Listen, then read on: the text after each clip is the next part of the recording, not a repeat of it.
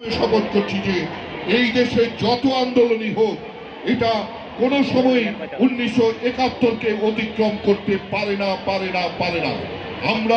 আমরা রক্তে কেনা এই স্বাধীনতা, আমরা প্রয়োজনে রক্ত দিয়ে হলেও আমাদের এই স্বাধীনতাকে আমরা রক্ষা করব।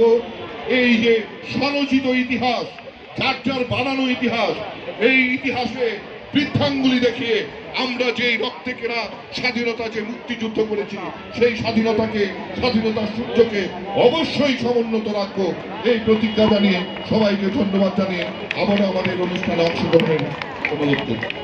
সাথী বন্ধুরা, আমাদের জাতীয় নেতৃবৃন্দের হাতে 30 লক্ষ শহীদের উত্তরাধিকার, একথা ভুলে চলবে না।